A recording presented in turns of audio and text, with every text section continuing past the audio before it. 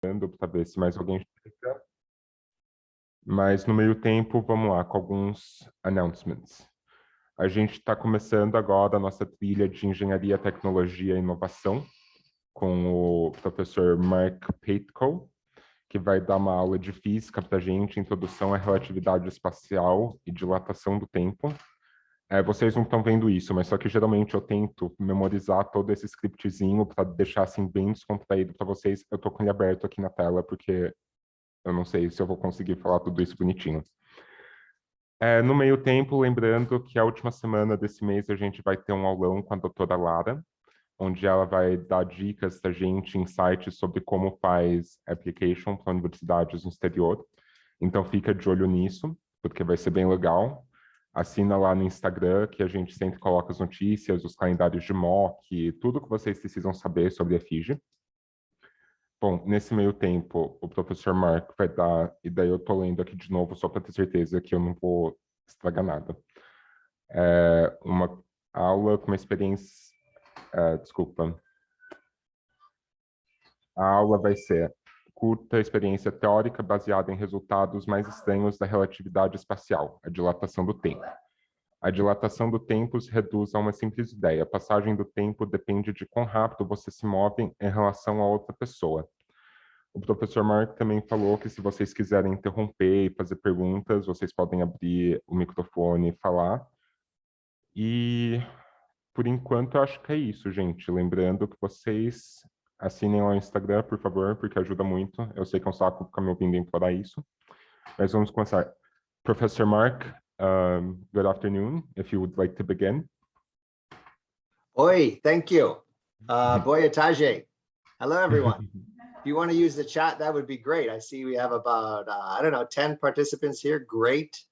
Welcome. I am currently casting from Canada, the west coast of Canada. If you know where Vancouver, BC is, I'm just outside of that. I like, this is going to be a fairly relaxed lecture. I like to keep my students involved. So why don't we just start with a quick chat? What's everyone's favorite sport? Everyone got a favorite sport? I don't want to be stereotypical and say it must be football, but that would be my first guess. It's TV sport. Is what? TV? TV. You can tell me if there's a sport on TV you like to watch. What about video games? Video games are a sport. Sure, go for it. Mine is ice hockey. I should write in ice hockey. So if you don't want to write in the chat, you can just say it out loud, just unmute. That would be great. Well, it's a motor sport, but I like karting. Like go-karting. Nice, good. Video games, nice. Yeah, good. Tennis, excellent. Mateus, thank you. Great. Yoga, perfect. That's awesome. Okay, let's see what else we got here. Anything else? Running, super, good. Swimming, nice. Thank you, Enzo. Swimming, I'm not much of a swimmer myself. Okay, we're gonna start off with the only one that has a ball or something that's moving. I want you to go on Google and I want you to find how fast people hit tennis balls. Just get your phone and Google how fast things, the tennis ball gets hit on average. And just put it in the chat for me.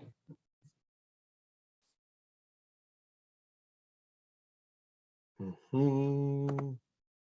163 miles per hour. Wow, that is so fast. That is so fast. So to begin our discussion of physics, we're going to start with some very simple ideas. Physics always involves math, and it's really about describing the universe with math. So that's our real goal here. Today, I'm going to try and describe to you one of the most bizarre things in nature, which is the time dilation. The time, how fast time goes by, depends on where you're at. The basic rule, the basic thing you're going to learn today is moving clocks run slow, Relogos em movimento lento. Apparently in Portuguese. I don't know. Is that how I say it? It's relógios. The rest was right. Relógios. Okay, very good. Helios. Okay, good. So we're going to start off with some very basic math. The most basic math is addition. It's funny, but a lot of this stuff that we talk about on relativity has to do with trains, and it has to do with trains because in the early days, that was the fastest object there was, were trains. So what we're going to do is we're going to imagine that we've got a train here. This is a train car right here. And what we're going to do is we're going to put a person on that train car. This is the best I can do for people is stick people. I am so sorry, but this is my drawing capability right here.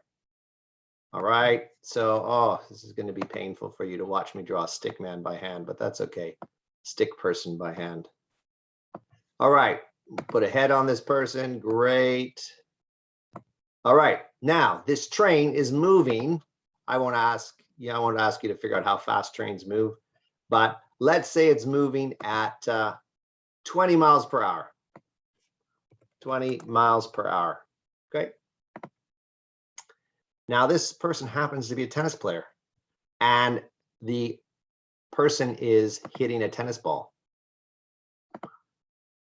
Really straightforward, right? Like this. And they're hitting the tennis ball along this direction right here. And we know that it's going at 163 miles per hour. All right. So they hit the ball at 163 miles per hour. If we're standing over here on the ground, so this train is moving at 20, the ball's moving at 163. How fast does the ball look like it's moving to us? Now I've lost my chat here, but put it in the chat or unmute and let me know what you think. How fast is that ball moving? 183. Perfect. So you've done two things. You've done relative velocities and you've added. That's it. Simple. You can do this very simply. What happens if we do something like this? 143. Yeah. So Mateus, just to be clear, when I'm asking the question how fast it's moving, I'm asking it from my perspective on the ground over here. So I'm a person over here. I'm going to just copy this stick person right here. And I am standing on the ground right over here, and I'm not moving, but the train is moving and the ball on the train is moving. And we see that if they're in the same direction, it adds up. And if they're in opposite, it subtracts. So that's great. We've managed to do some simple addition. Step one. Okay, next thing. We're going to come down here. We're going to look at another page here. Let's see if I can do this properly. Okay, we'll stay up here. All right, so the next thing we're going to do is we're going to look at Pythagoras. Who remembers Pythagoras theorem? Anyone? We're going to use the speed of light. We're going to get there for sure. Da, da. Does anyone remember Pythagoras theorem? A squared plus B squared equals C squared. Absolutely. If I have a triangle here, and it's a right angle triangle, things add up very nicely for me. So there's one side, we can call that A if we like. And then this side here might be B. All right. And then this side here is going to be C. All right. And so we would say A, so I'll put in some letters here. This is going to be A. This is going to be B. And this is going to be C. Great. Very easy to do. A squared. Let's see if I can do this nicely. A squared plus B squared equals C squared. Good. All right. So we know how to run that. Good. Now, we're going to combine the two ideas that we just saw. Who was the swimmer here? We had a swimmer, right? How fast do people swim? So everyone Google that and figure out how fast people swim. And you can either unmute or you can put that in the chat for me.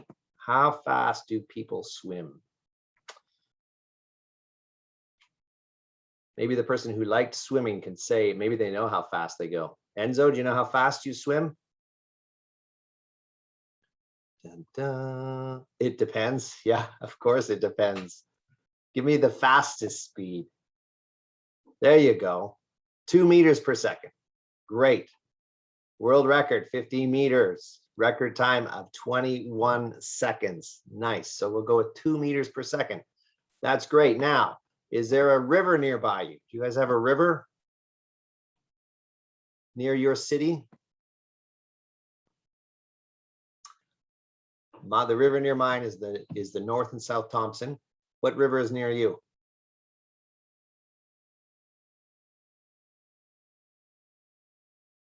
The Tiete. Good. How fast does the Tiete River move, do you think? It's all right, Alexander. I'm going to have trouble all day.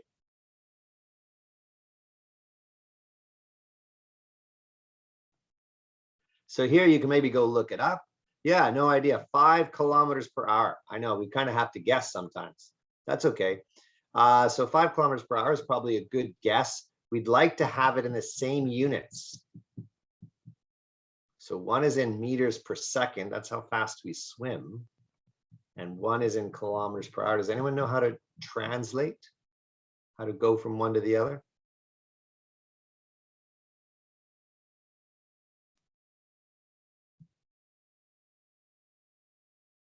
Yeah, you divide by 3.6 for sure.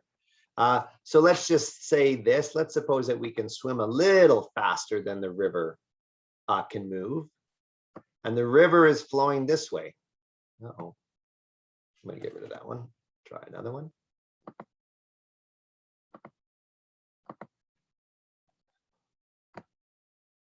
The river's flowing, let's say this way. Nice, 1.5. Okay, so we're going to look at this now. We're going to say, well, the river is going to be moving at 1.5.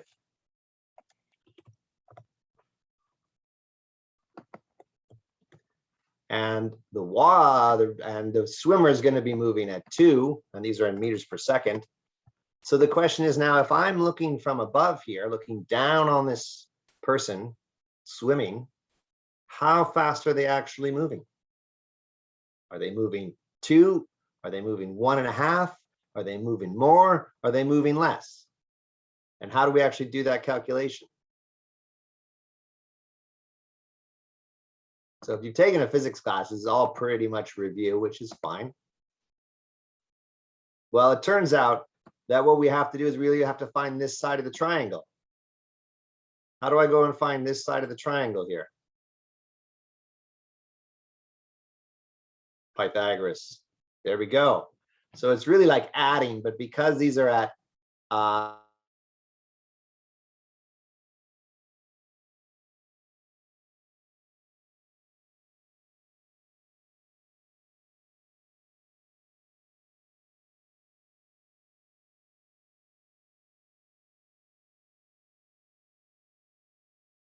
going across the river and they're going downriver.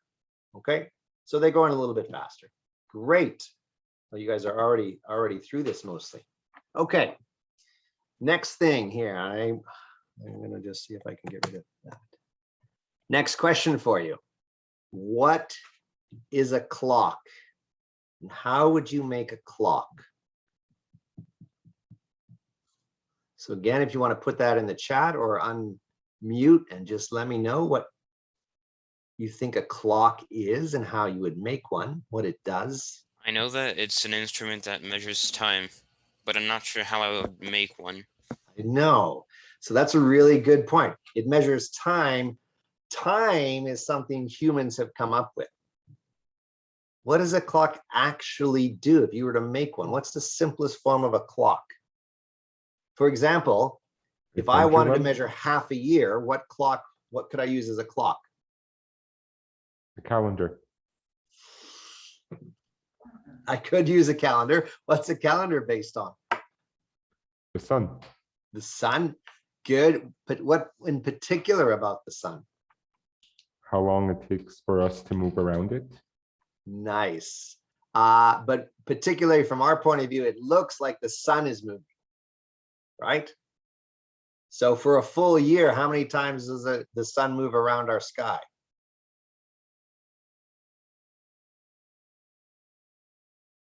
$365. 365. So plus the quarter. Excellent. So one of the things that we do when we measure time is we actually measure the change in position of an object.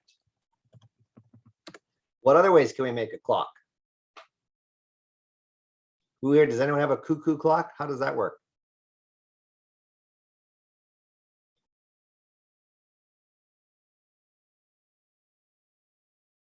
I'm not sure what that is. Good. Yeah, that's okay. Chemical reactions. Sure. We can use a chemical reaction. So one atom would be moving across from one set of chemicals to another. What else? Does anyone have how about a grandfather clock? Has anyone heard of that?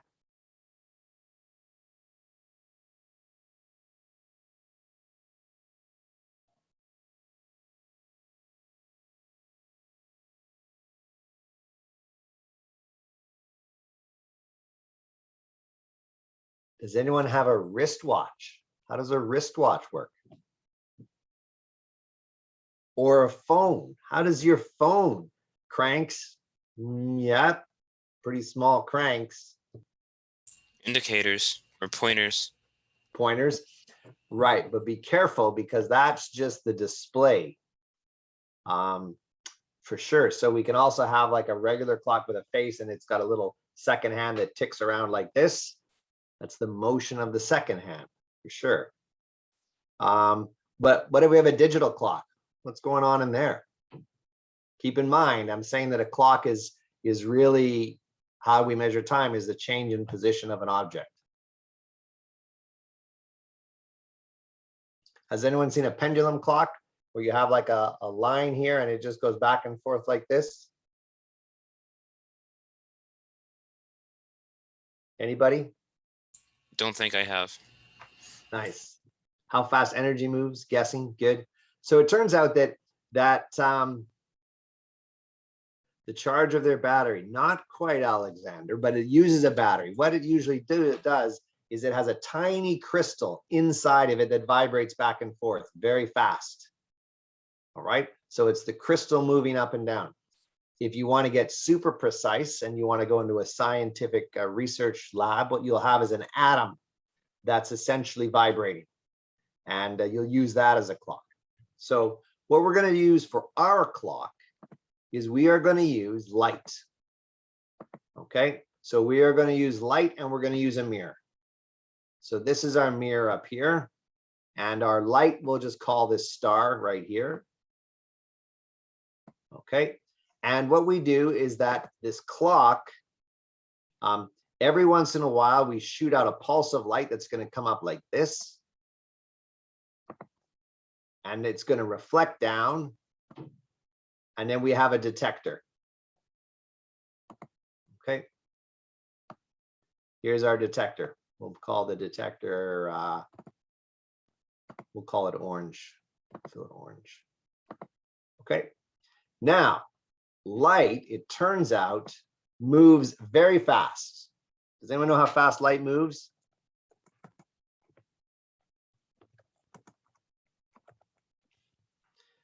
There you go. Nice. We've got it to, wow, 8 decimal places. I tend to just call it 3 times 10 to the 8. 300 million meters per second. 300 million. Let's write that out. 300 million meters per second. Okay. Very fast. All right. So if I had some distance here, let's say we did this. Oh, this is always the problem with using Word, but that's okay. All right. So let's suppose that I made this clock here, and I made this distance 1 meter. right? So this was 1 meter right here. So then how long does it take the light to go there and back again? This distance is 1 meter. Well, we can do that. 2 You meters. know, what's that? 2. Totally. So the distance it travels is 2 meters. And it's going this fast, 300 million meters per second. So the time it takes is going to be 2 divided by 3 times 10 to the 8. You know what? If I'm really smart here, I'm going to make this 1.5 because then this is 3 and my life is easier. We'll call that 3. All right. So this is 1 divided by 1 e to the 8, which is turns out to be about 10 nanoseconds. 10 to the minus 8. Nano is 1 billionth of a second. It's a very small value. Okay, so now we've made a clock using, and really what we're doing is we're looking at the change in position of our little bit of light here. We're sending out a little pulse. It's coming up there and it's bouncing back like this. Okay, so we made this nice clock. What's the next thing we're going to do with this clock here?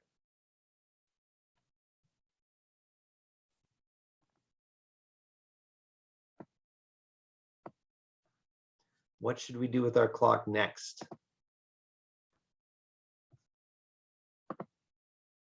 We're going to move the clock. Absolutely.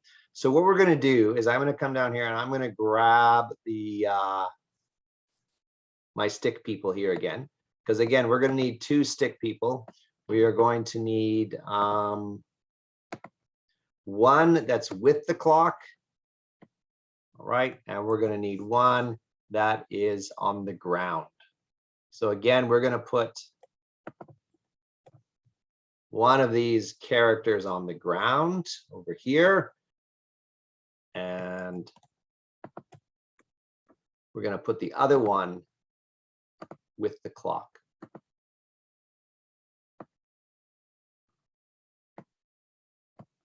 Right there.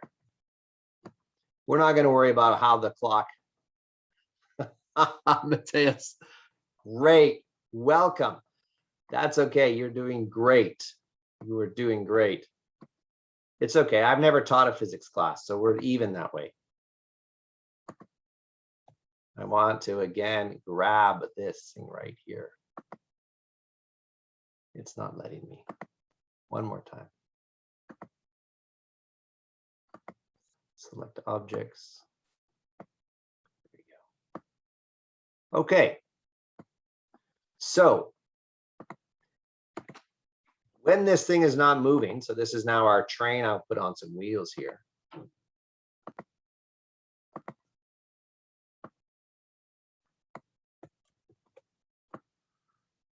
There are wheels. Now we're going to make this train move, okay? Now comes a very strange thing about light. No matter what, light always travels at 300,000 meters per second. Remember a tennis ball. If this person hit the tennis ball, the speed of the tennis ball changed because of the speed of the train. But we're going to see this funny thing about light that doesn't actually affect it. So here is the train. I will say that the train is going at some pretty fast speed. We don't quite know what. Right? But we're going to say that it's moving at some speed v here. And v is faster than your normal train, but we'll just call it v for now. It can be really any number, but can't be faster than the speed of light. Now, what does this person here on the ground see when this train starts to move? Okay, so imagine that the train is moving like this. Okay, it's moving across like this. If everyone can see me on Zoom here, it's moving across like that. My finger is going to be the light pulse. All right, yes. So now when the light goes up, it's going to do something like this, hit the mirror and then come back down like that. Okay.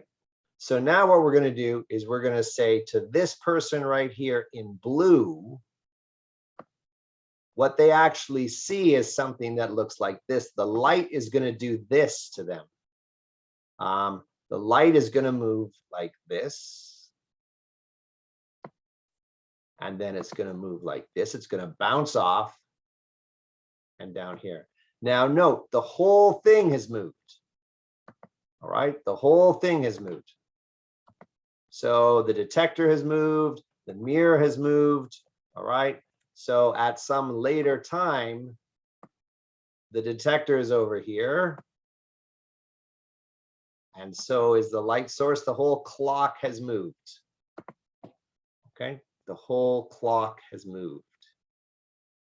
Now, according to this person right here, and I'm going to just make them a slightly different color here so that we can talk about, we'll make them purple. Okay, not a great choice. Maybe bright yellow. That's a little better.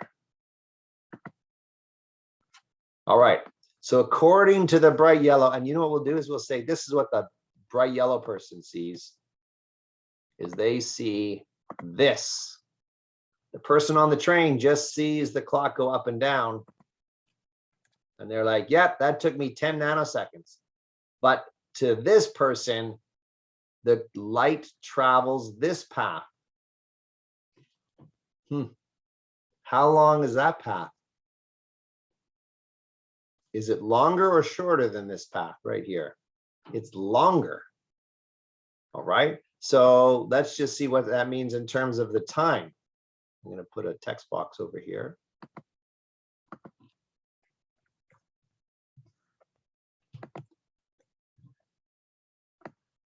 How much time? Well, we can do this problem if we put in some numbers here. So remember, this distance here is 1.5 meters. How much is this distance right here? Well, let's just put that in. I'll put that in with a little line here.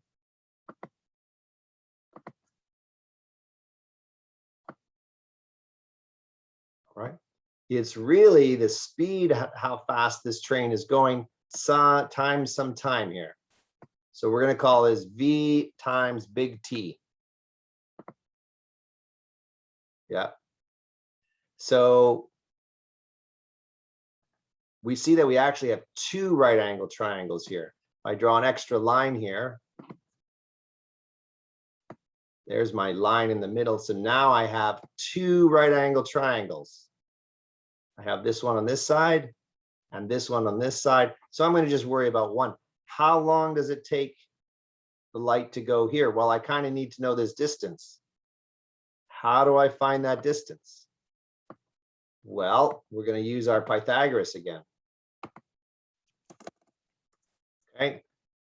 This distance along the bottom is how much? It's VT divided by 2, because time, T is just the time it takes to sort of make this bong here, to go back up and down. It's some time we're not too worried about. Okay. And this one here is 1.5 meters. So the total distance it travels, right? Let's put this into an actual equation. D squared is equal to VT over 2 all squared plus 1.5. Now we don't really, it's not going to matter the actual value. The point is that this distance here is longer than 1.5. It's longer by this much. Okay, so what that means is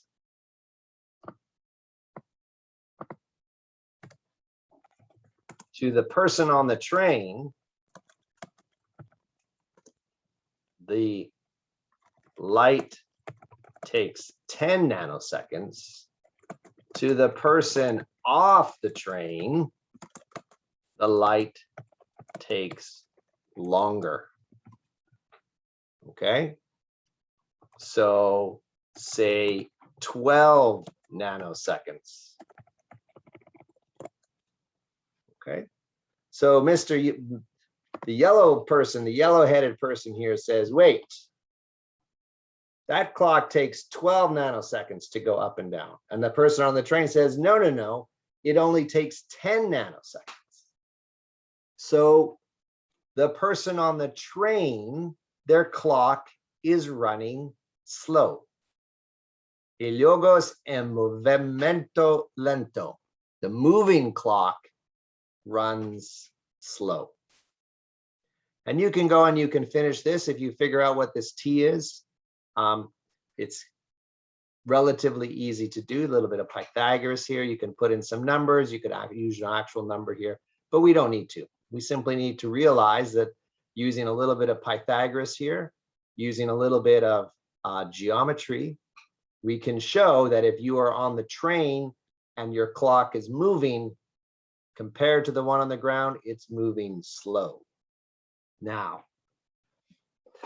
yes, and the faster you go, the slower time moves. Okay, the faster you go, the slower time moves. And this is the amazing thing is, right?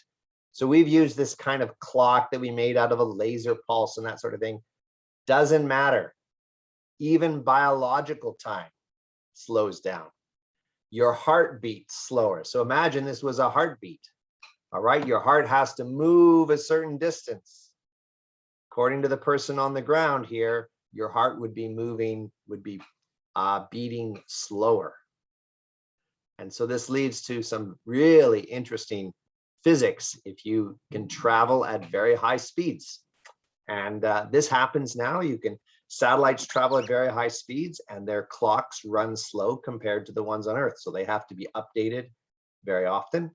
You guys use satellites all the time. When you use GPS, you're using satellites that are moving very fast and they have to take relativity into account. And this effect right here, they have to make sure it gets corrected for, so they know very precisely where you are.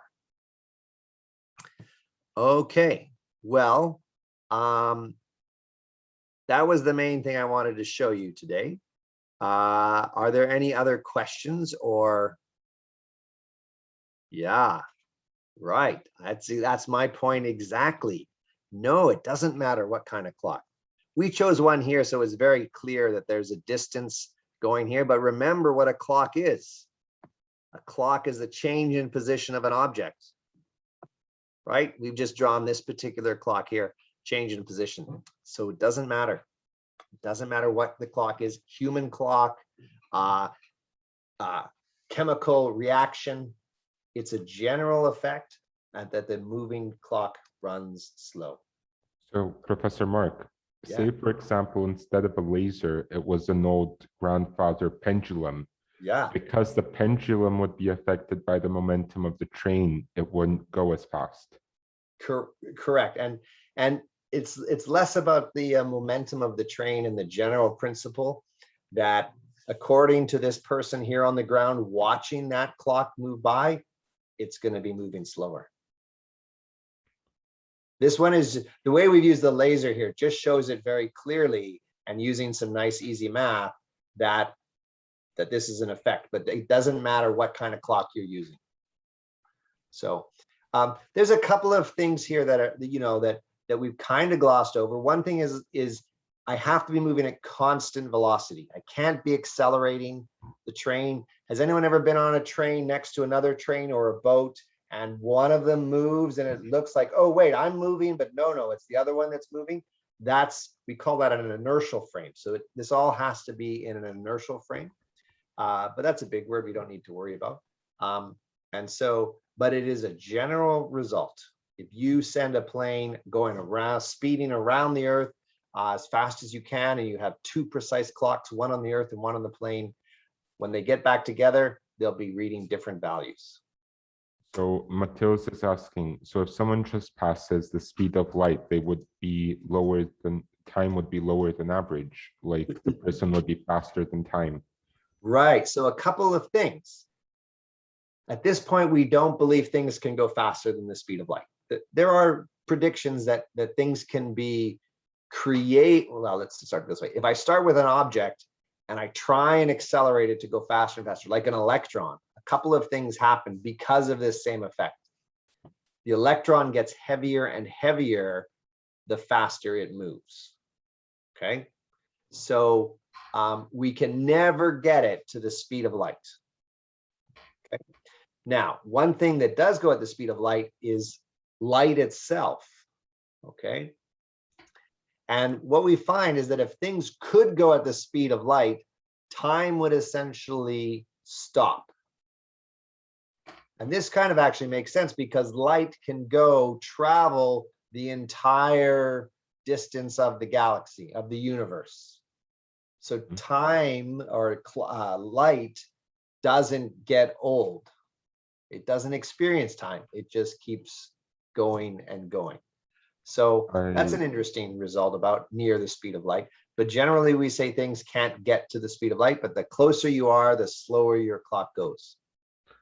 So I remember one of the only things about my physics class was that if you were in a satellite and you could get far away enough from Earth and you pointed a telescope at us that could actually see us, they'd actually see the relative past. Is that true? Because correct. And at the same speed. If you are an astronomer and you're looking at stars in the sky, heck, even if you're not an astronomer, that light left that star millions of years ago. So you're actually looking into the past. So the closest star, I think, is about 4 light years away. So if you traveled at the speed of light, it would take you 4 years to get to the closest star, other than the sun. The sun is our closest star. But the sun is about 8 minutes away by light. So so right now the sun could have blown up and we won't know for 8 minutes. Thanks. That will help me sleep at night today.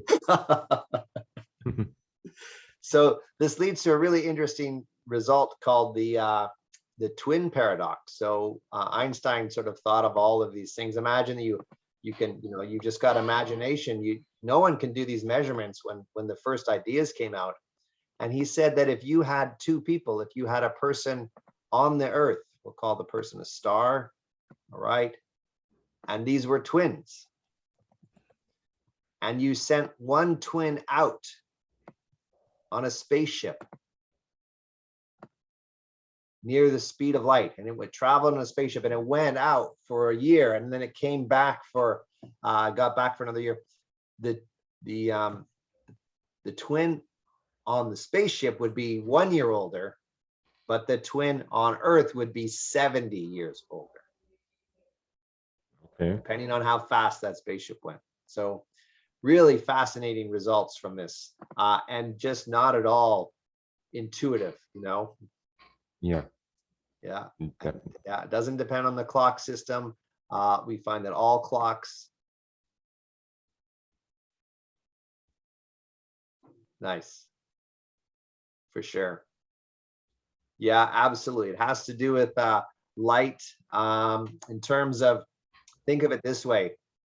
When atoms are excited in a chemical reaction, or your muscle vibrates, what you're actually doing is you're dealing with charges, and charges interact by light.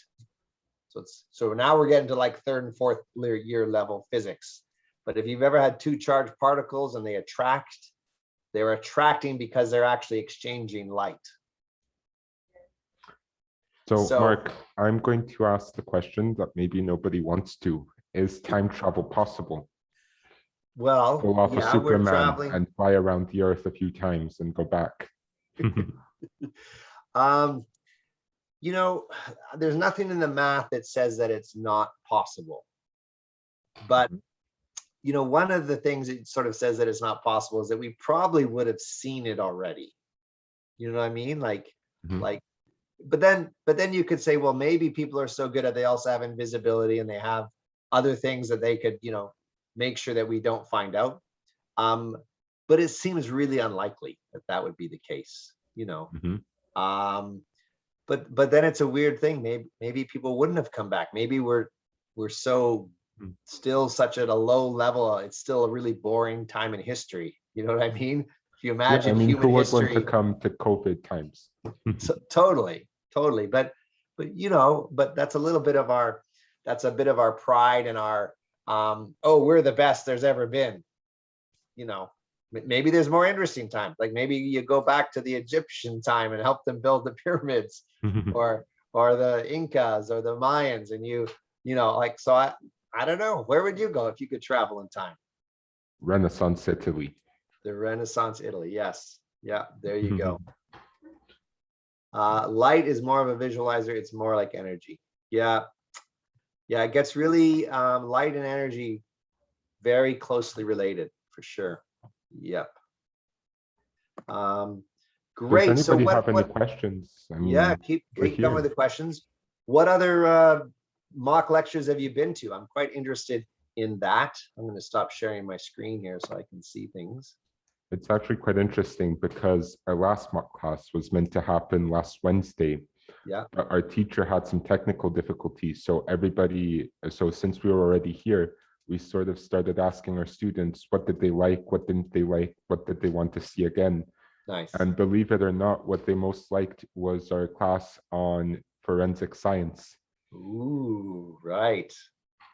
Yeah, they're doing some, you know, it's one of those things, an archaeology, you know, the technology is now caught up, right? And they can start getting DNA from bones and this sort of thing, which really helps, just like Einstein, when he came up with all these ideas, they didn't have the technology to test it until about the 1950s, some of it. And even today, they're still testing some of his ideas. He was that far ahead. And I think archaeologists are the same thing.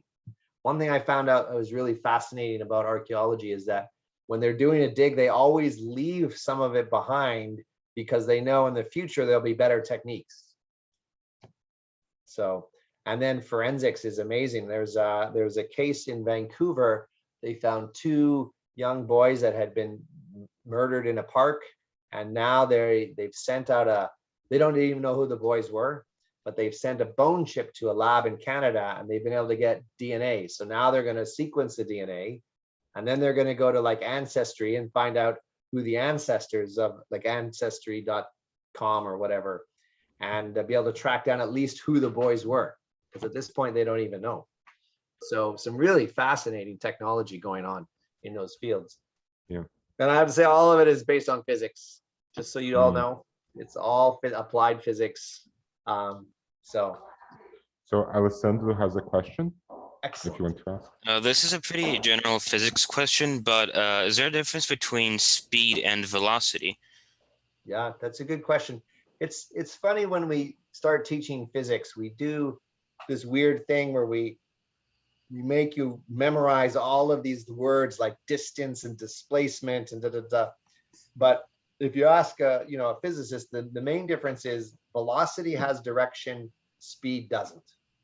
So if I want to tell you a velocity, I have to tell you 2 meters per second due north, right? So that's a velocity. If I just say 2 meters per second, that's a speed. Okay. Yeah. And at this point, it doesn't make a lot of difference, but when you start to get motion in 2 and 3 dimensions, it becomes pretty important whether you're talking about speed or velocity, and mathematically, there are different operations. So you're used to multiplying 2 numbers, right? So if I say, oh, if you've got a speed of 2 meters per second, you can square it, no problem. But if I give you a one with a direction, what's the mathematical operation for the direction? That's trickier.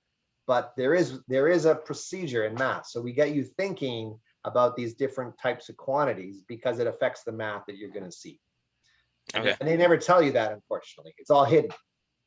So yeah. It's like, just this is the speed, this is the velocity, just memorize it. But that subtle thing really comes into play as you add more math, which you always want to do because life is more complicated.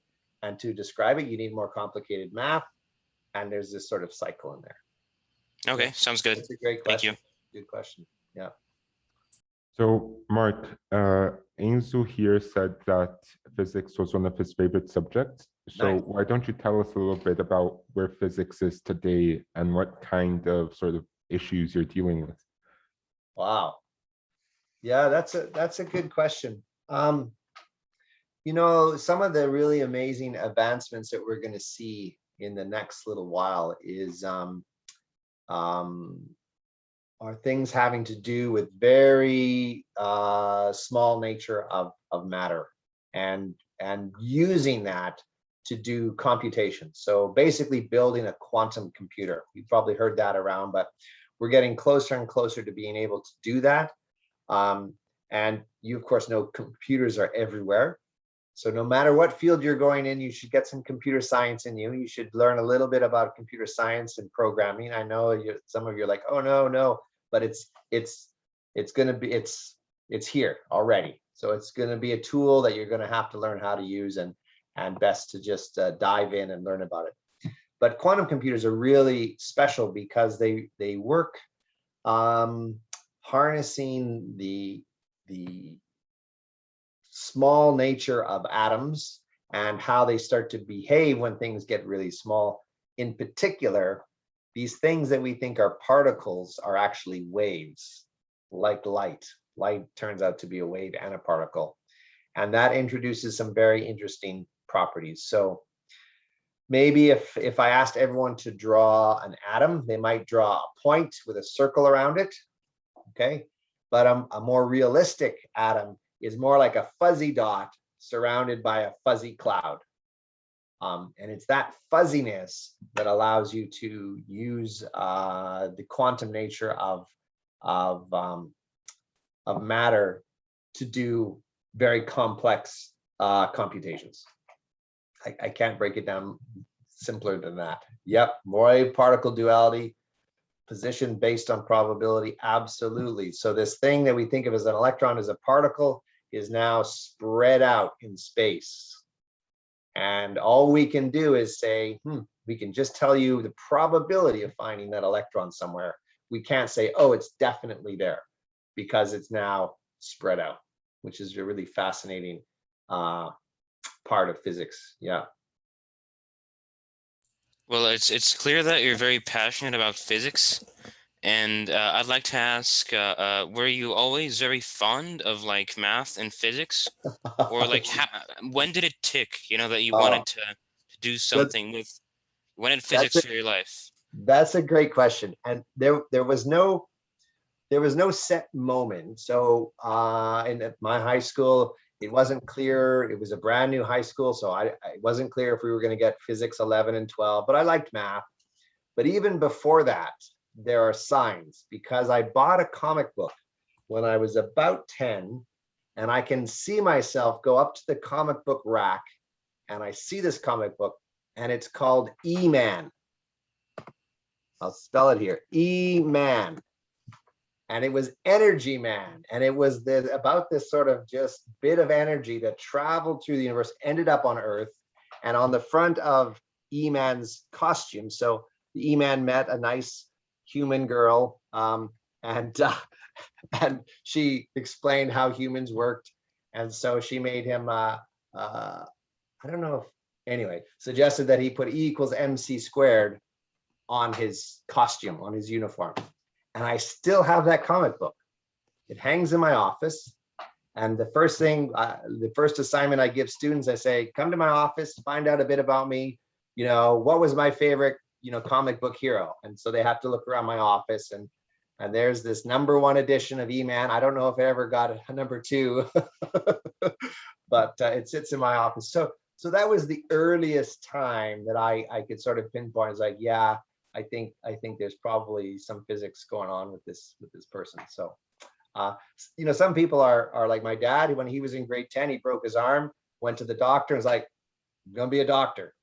Some people are like, yeah, they build cars, I'm gonna be an engineer.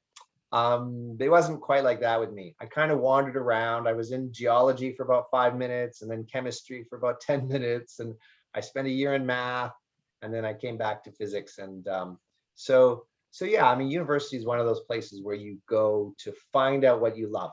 And so don't be discouraged if you don't know, but make sure you explore. When I went to university, I knew there was this thing called engineering.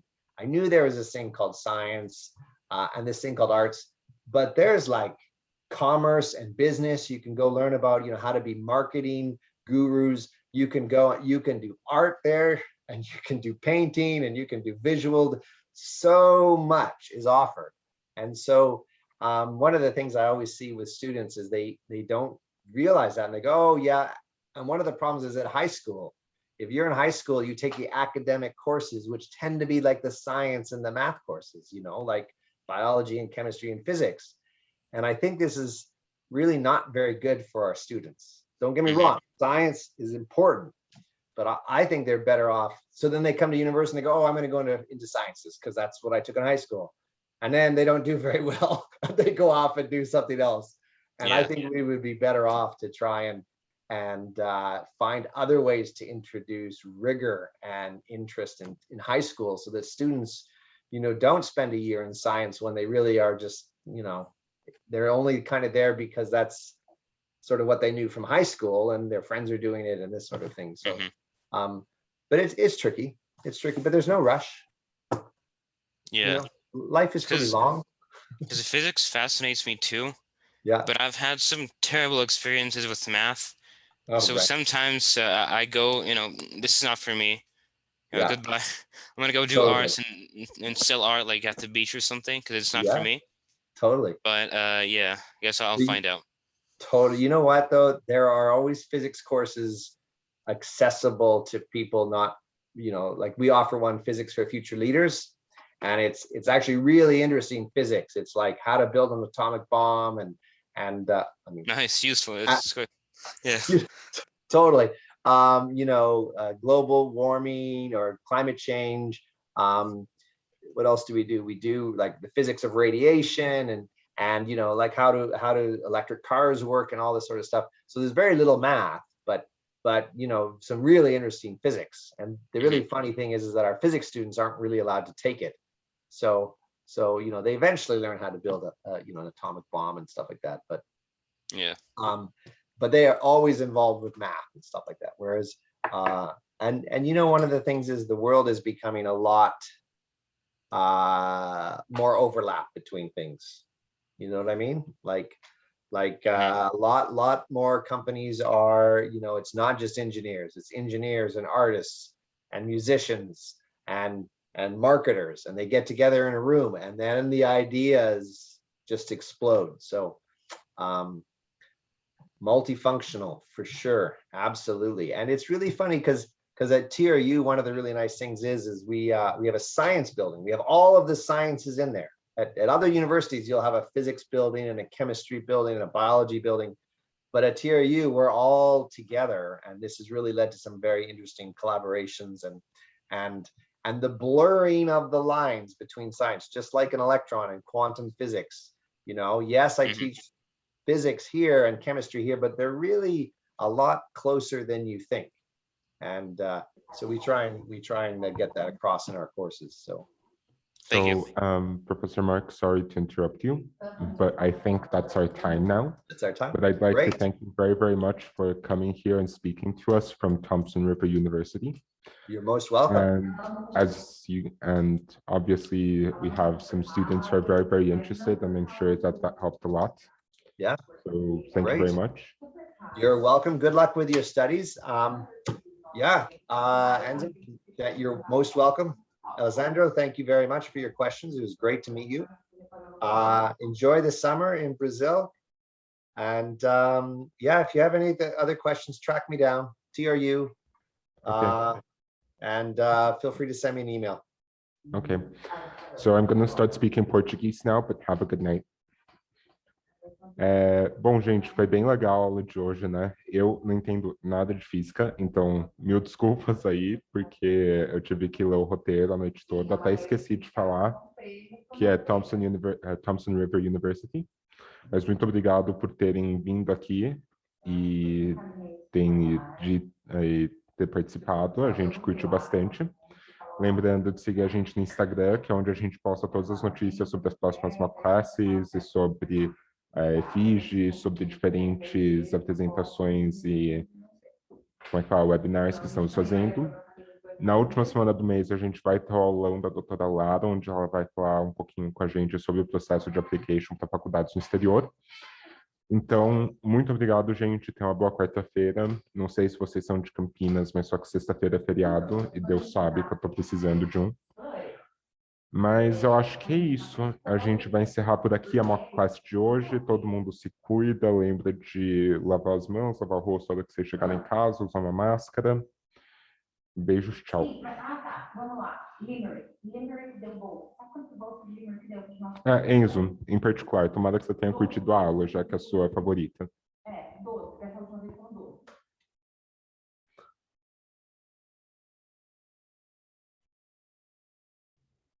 12, dessa última vez foram 12.